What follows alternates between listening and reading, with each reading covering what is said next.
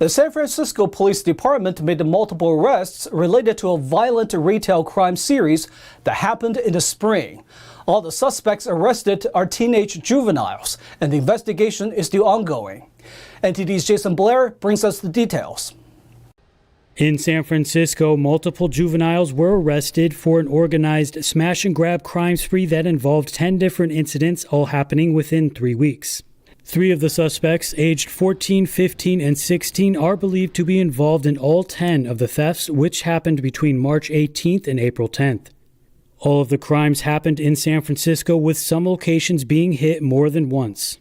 Investigators say at least $21,000 worth of merchandise was stolen, and the suspects are facing multiple charges, including burglary, conspiracy, grand theft, organized retail theft, and assault and battery. Some of the suspects remain at large, and the cases are still active. Jason Blair, NTD News, San Francisco. A man responsible for a series of robberies in Southern California has been sentenced to 4 years in prison. He's known as the Green Gaiter Bandit.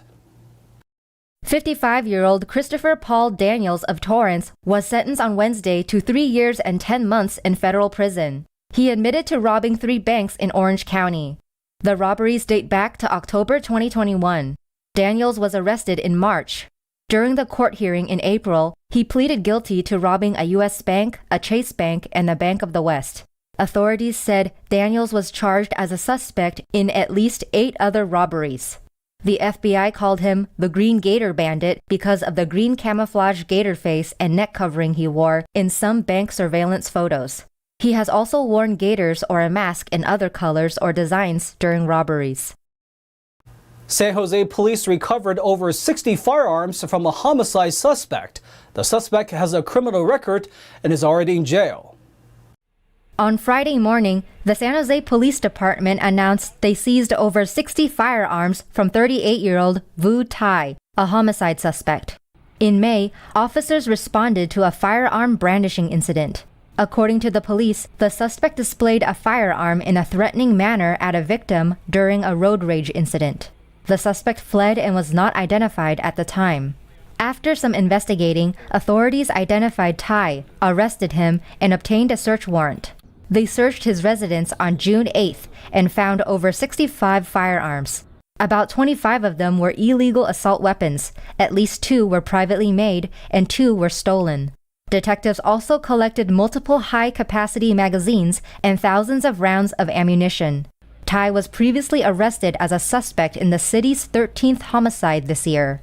He also faces several more illegal firearm charges. He is being held at the Santa Clara County Main Jail. The state is in the 3rd year of drought. Water officials are announcing more cutbacks in the heart of California's agricultural region. Let's see how it's affecting farmers in the area. Earlier this week, the State Water Resources Control Board announced more cutbacks to the Sacramento-San Joaquin Delta watershed. Beginning June 8th, cities, agricultural workers, and growers are restricted from pumping water from the rivers and streams in the Delta. The conservation efforts affect over 400 public water systems and 4,000 water rights for farmers.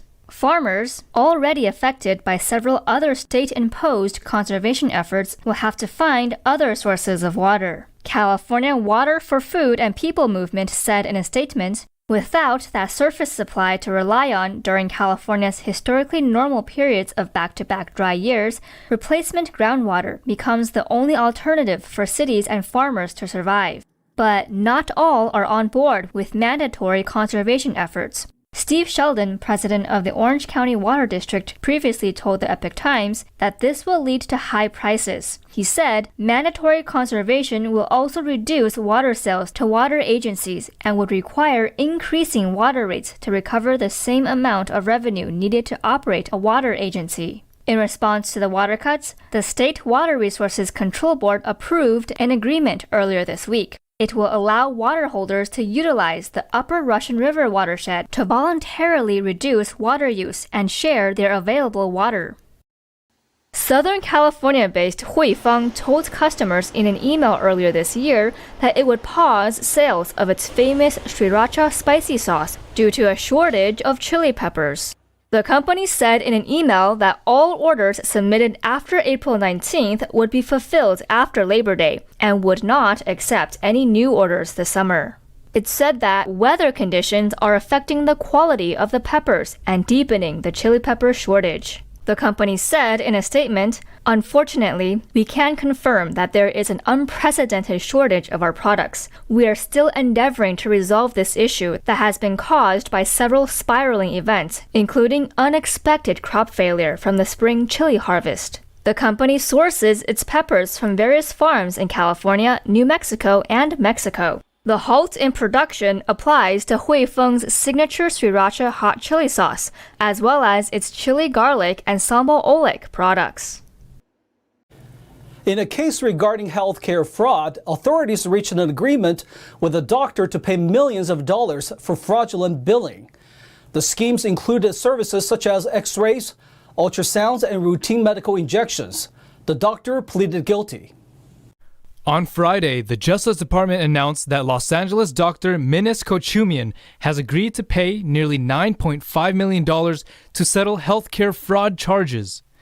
According to the DOJ, Kochumian is an internal medicine practitioner who owned and operated a medical clinic in Los Angeles County. From November 2011 to April 2018, he allegedly submitted false claims to Medicare and Medi-Cal for procedures and tests that were never conducted to patients. As part of the agreement, the doctor admitted that he intentionally submitted claims with the intent to deceive the United States and California.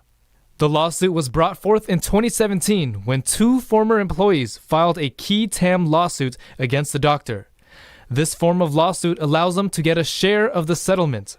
The DOJ said the whistleblowers will receive more than $1.75 million as their share. While it's graduation season, some of the fun that people have may lead to both inconvenient and potentially destructive consequence. The culprit is balloons. More specifically, metallic balloons getting caught in power lines. Here's a look at what happens. Metallic balloons are increasingly disrupting power lines. In the past, May and June have made up almost a third of foil balloon-related outages each year. These months also happen to coincide with graduations. 1.6 million customers of power supplier Southern California Edison were affected in 2021 alone and lost over 480 hours of power. In one incident in July 2017, a metallic balloon made contact with an electrical pole. The collision caused a power outage that affected 3,000 homes and businesses. Edison spokesman Reggie Kumar said the damage was extensive and the company could not restore power until the evening. But it's not just power outages, the balloons can actually damage power lines to the point of causing them to collapse off the poles. Downed power lines can cause serious injury or death and cause property damage. Power outages alone can cause thousands of dollars to repair. To avoid outages and fire hazards, a few Southern California cities have banned the sale of metallic balloons. Edison advises anyone who sees a tangled balloon to call 911 and not to interfere with it.